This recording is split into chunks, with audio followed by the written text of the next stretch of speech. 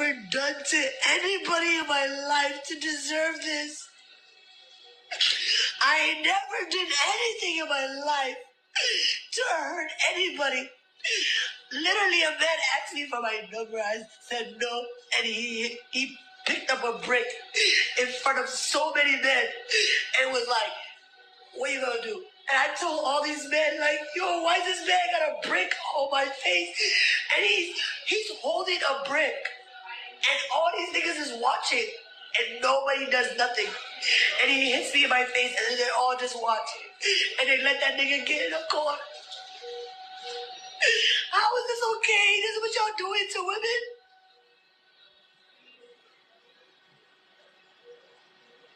I don't even care about my face because I'm still gonna be prettier than all of y'all niggas because I have a pretty heart. But my heart is broken, y'all. My heart is broken because I will stand up for any of y'all. I stand up for everybody. I stand up for everybody. And nobody ever stands up for me. And my heart is broken. I don't even care. What have I ever... Marty, thank you for waiting patiently all this time, brother. You've heard the audio. You've got to hear all these women speak. You got to hear negative Felicia speak. You got to hear all the other, respectful, calm tempered black queens that were up here speaking earlier. And you're going to close the show out for us, man. So I'm gonna go ahead and mute, and you go ahead and touch on what you want to touch on. Peace, Noble. Thanks for having me up. So, women, ladies, you guys want men to protect you. You feel that as the women of the black community, that the men of the black community owe protection to the women. I don't disagree with you. I don't. Okay? Men were made larger by God. We're on average a third larger than you. And the reason why is because we were tasked with the protection of the women. It is a divine responsibility, right? Here's the problem though. With every entitlement comes a responsibility. So if you're entitled to protection, what is it that you owe back? Well, your ethnic image, ladies, which you may or may not like, you may or may not agree with, you may or may not think it's fair, but not enough of the ladies speak out against women who say, I am single, I'm independent, and I don't need a man. I want a man, but I don't need a man. Who even cares about getting married? There are all of these dominant voices that are in the community, your Sukianas, your sexual liberation, and your ethnic image as ladies, whether you think it's right, whether you think it's fair, no matter what it is that you think, is that you don't give a shit about black men. And I think it's obvious going on Instagram, TikTok, YouTube, Facebook, Twitter. If you're a black man, you can say what you want about this, ladies. But if you're a black man, you don't think the average black woman respects you at all. So as a man, you have to understand they're logical creatures. A lot of men that looked at the scenario, they said, okay, look, the women don't fucking respect us at all. We're just talking about basic human respect. They don't. Unalive them in the womb. There's a channel, a woman with 500,000 followers. Unalive them in the womb. That's what she says. She still got a channel. It's not getting shut down by the women. The women haven't come together to say a damn thing to her. You got Princella. Men can't love.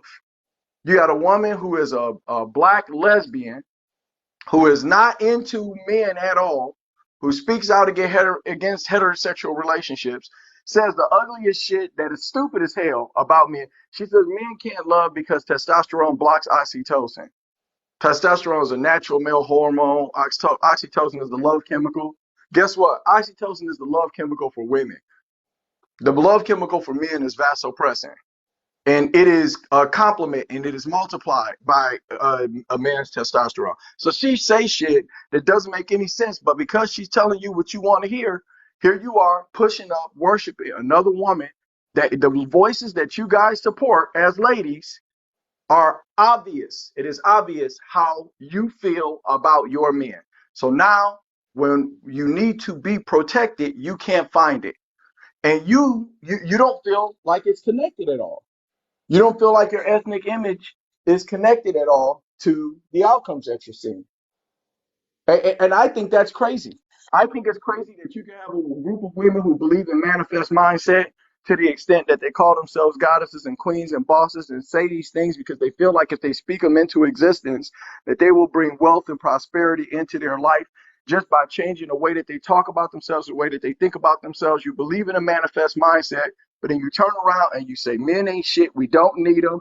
That I want one maybe, but I don't need one. I can take it or leave it. I'm single, I'm independent, I don't need a man.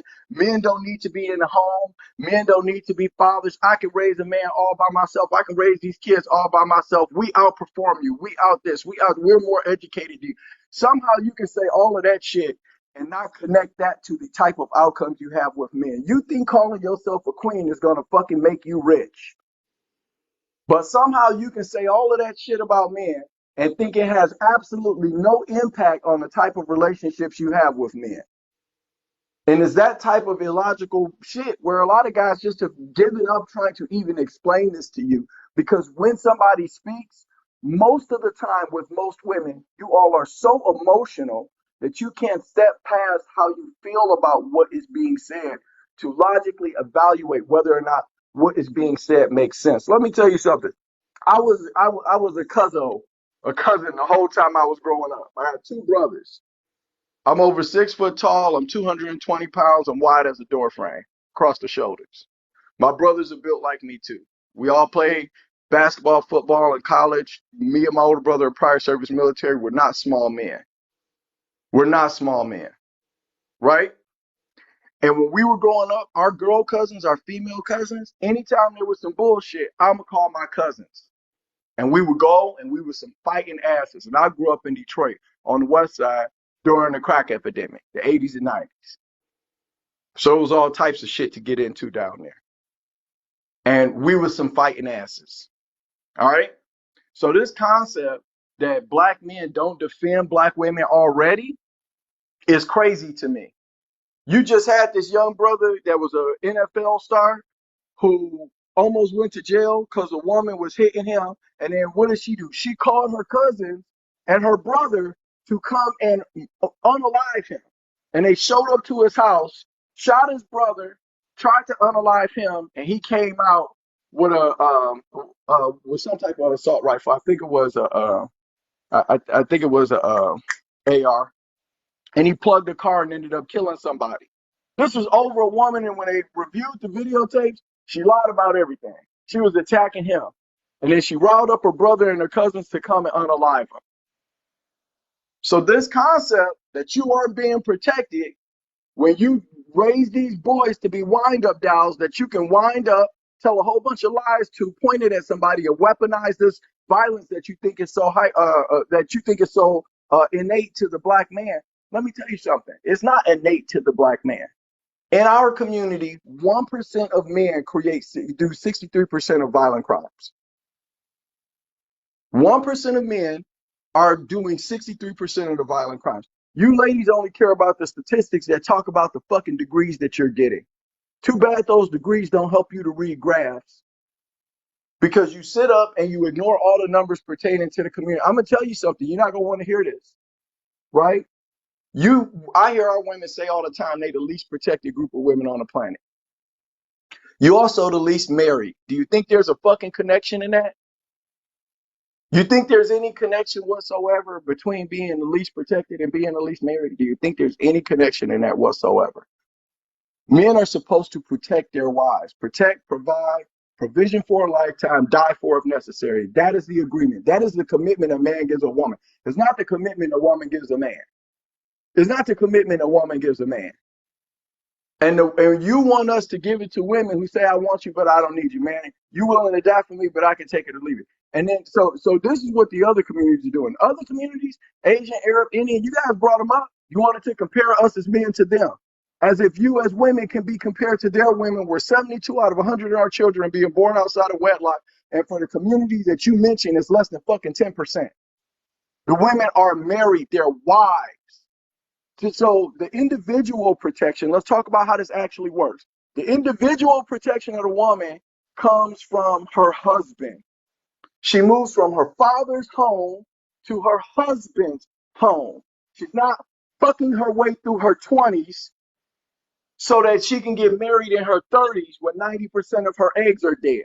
That's not what the other cultures are doing. So you can't sit up and pretend like, well, you know what? I want to pick and choose what parts of the patriarchy work for me. You guys focus on this patriarchy, toxic masculinity, misogyny shit.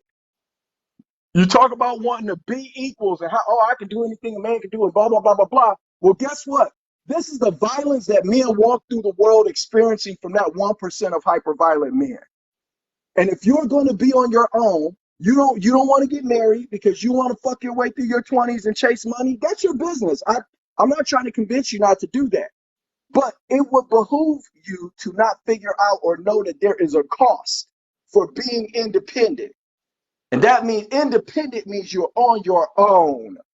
And it's not the general responsibility of black men to step into the gap for a whole bunch of women who want to live their life as fucking mavericks. So if you want to do your own thing, that is your business. More power to you. I don't argue with women about how they want to live their lives.